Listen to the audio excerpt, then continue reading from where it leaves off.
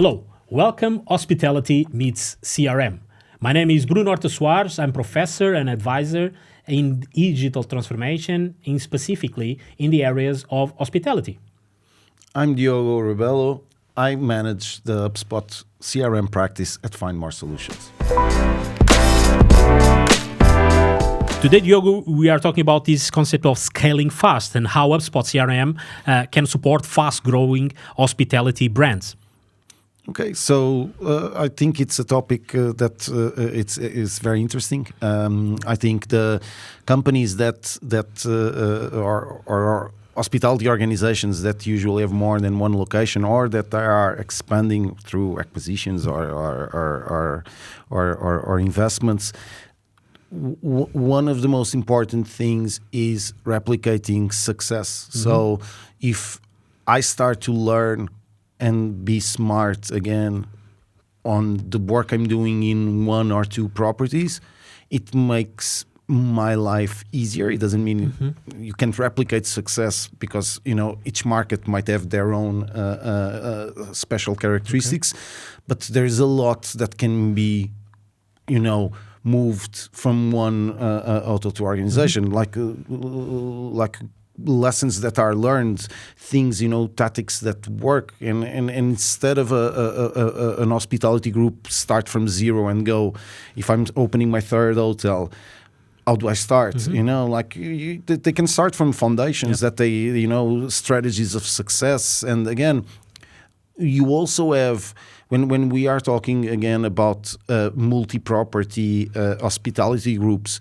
usually the corporate customer has a complete different, importance, because if you have multiple properties, means you have lots of rooms to occupy.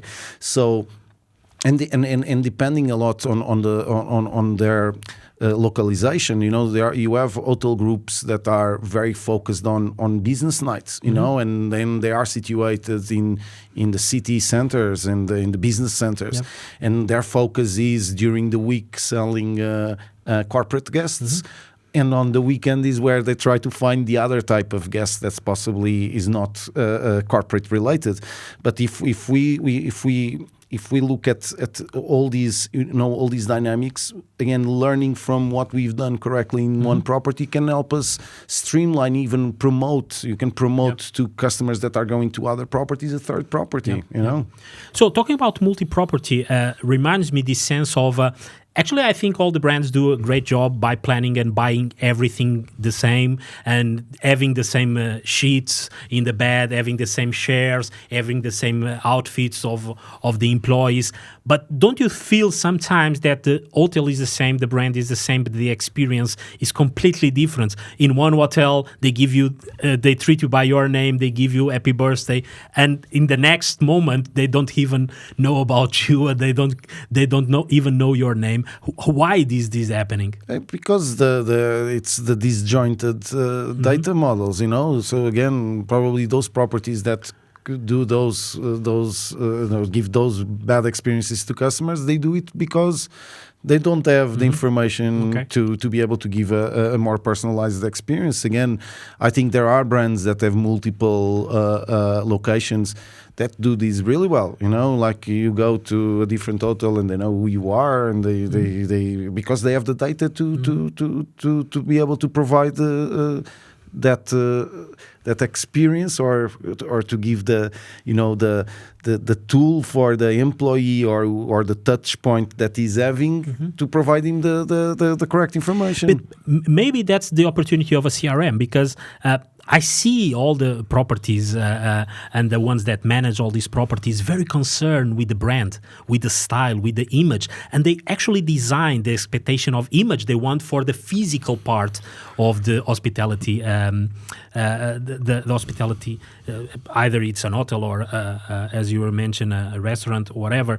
But should they do the same efforts to design how they want the experience to be implemented and executed to their customers? Because they kind of they stop with the shares and the physical. They don't go further and discuss about that's the visual. Shocking. I think the issue that we find a lot is organizations don't give the correct value or the importance to these tools and even to the investments. Like even sometimes I'm talking to customers that I'm not even willing to make these investments, and when they don't, it's because they don't even realize the importance of doing that. So I think if we look at again to the topic of the customer journey, I once worked with a very smart consultant in the past, and he said that when a customer goes through an entire customer journey, there is almost kind of an orchestra of touch points, and the touch points are different. And I used to give the definition that a touch point is the channel of interaction between the customer and your organization, and the touch points can be digital, they can be human, and they all play a role on the experience. And we discussed this already. It's so important that this experience is consistent. But for this experience to be consistent, you need to have a tool supporting the consistency of that journey. And if we talk about digital experience, then the CRM plays an important role. If we are talking about the human experience to be consistent with the digital experience, then you have the same tool giving the information and the correct, circumstance or what has to be told to the customer to guarantee that consistency. And I think that's where the interactions fail, because you're absolutely right. Like you have the same beds, you have the same pillows. Everything is perfect, and then the experience is not the same. They just and it's don't know you. shocking. It's shocking. Okay. And in today's world, when you talk about multi-location, you start to talk about multi also regulation areas, and the fact that nowadays we are talking about data, but when you talk about CRM, you are necessarily talking about personal data that have different expectations from different stakeholders. We talk a lot about customers and clients, but also regulators and everyone that wants to understand what are you doing with the data that you are asking for your clients. Today we talk about these use cases of data platformization and the sense of platform that will help you also to all these responsibilities that you have when you are managing several units. Do you see that this also help you to have this sense of you can give different experience in different locations, but you have a common view of all the information you have in your hands? I think there is two angles to this. We have one about the responsibility of holding customer data. That's actually something really important. We discussed before about how data is collected in physical papers, and that lacks the trust of a customer. So the data of the customers has to be protected first. I think there is an element of security that is mandatory nowadays. Like that's why I think through GDPR all organizations are enforced to communicate if there is a data breach, and if by somehow people that shouldn't have access to your data get access to your data. That's one. I think there is security. Then there is how you use the data. Again, using the most common regulation that everyone knows is GDPR. And if we think about GDPR, we need to know the data we collect about the customers, and we need to know if we have the permission to communicate. The consent, so there is an element of consent. That's for instance something that HubSpot manages in a very tight way. So even if there is not a consent gave by the customer through a ticking of a form or if they give you verbal consent, could be a way of kind of.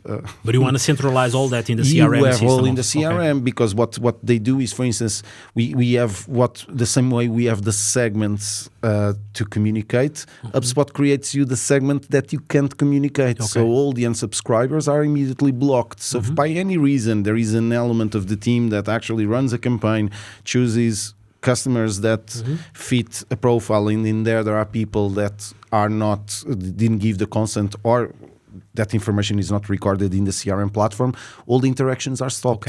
Okay. So having it centralized don't allow also the units do their job, but they are not concerned with that, let's call back office tasks, right? Because you have rules to prevent you from doing those mistakes that I think gives like a good night's sleep to any professional. And then I think there is another element that is like IT platforms in general.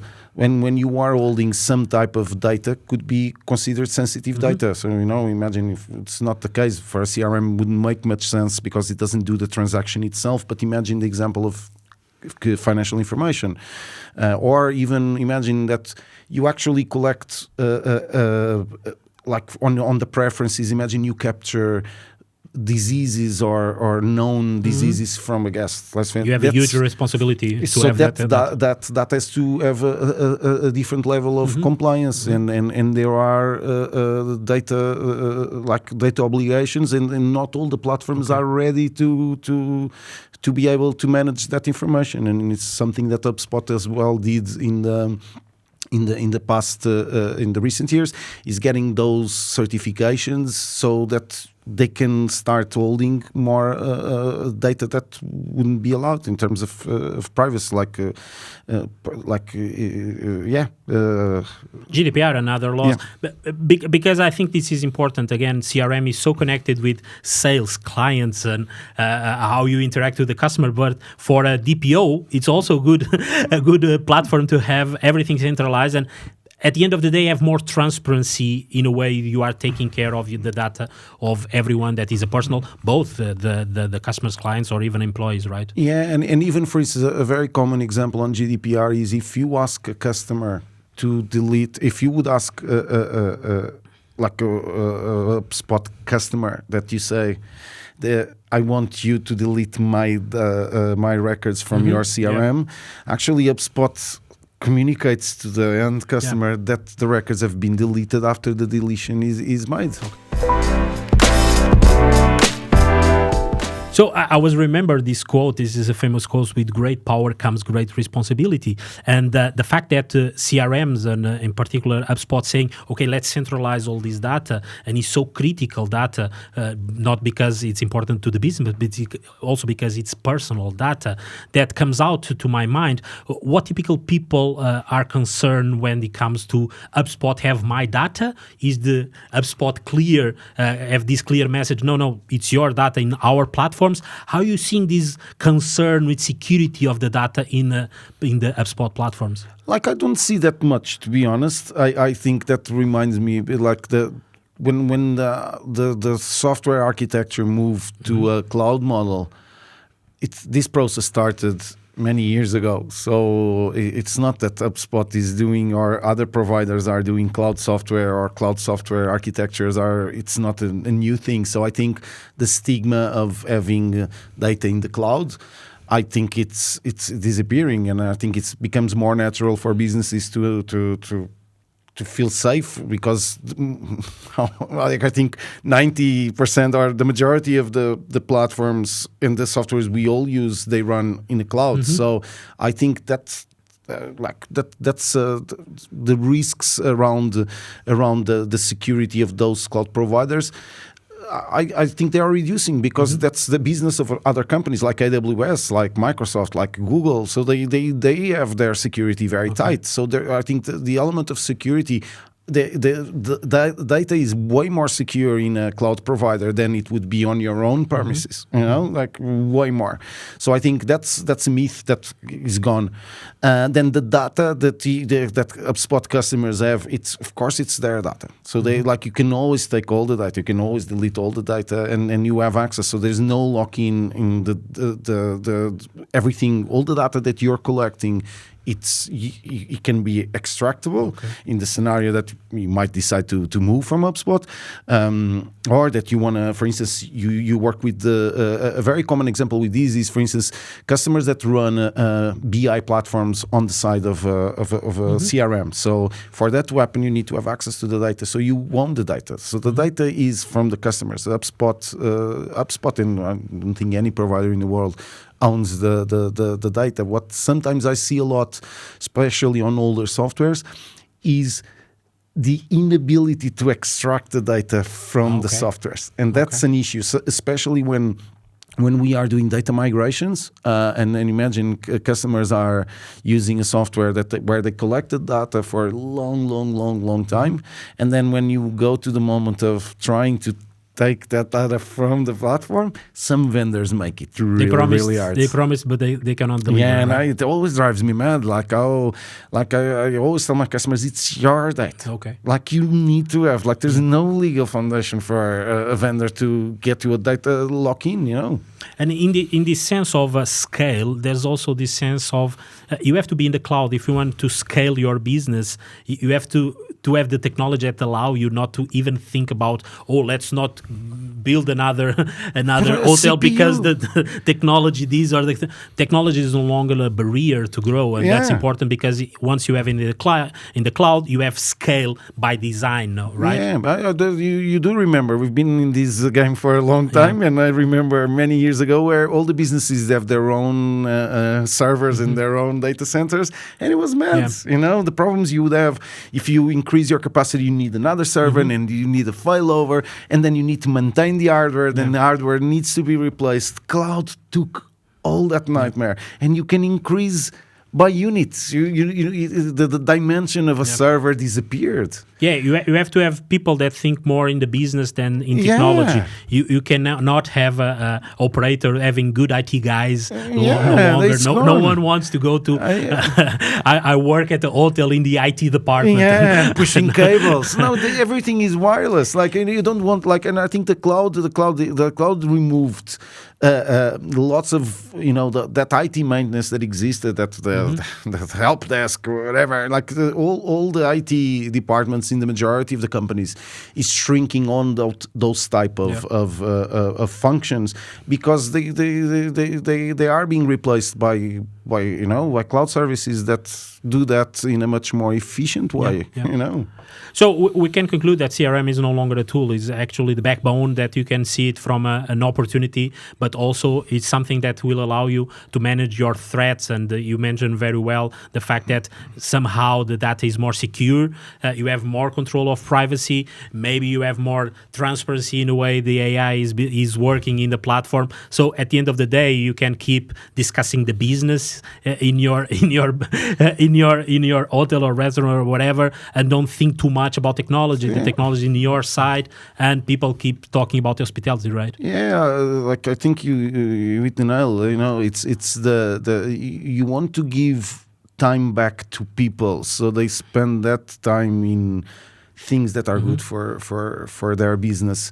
And actually, you mentioned another point that is very interesting. That is the AI element, the control of AI element, and this is a topic that scares lots of people. Is when you're training AI models, there's always the risk that that data that you're feeding the AI might be used by others, as in the beginning of the models of ChatGPT. That was a big concern, and people were saying, they used data to learn that possibly it shouldn't be using or not, and I don't want to go into to the details of this, but that's another thing that these platforms assure you, that when you're training these models, they guarantee you that that knowledge is only focused on the AI that you're training, and you're not using that same data to train other models. Okay. So if you want your business to go global, definitely you want to ensure that the CRM can travel too, right? Yeah, and a good CRM like HubSpot will travel.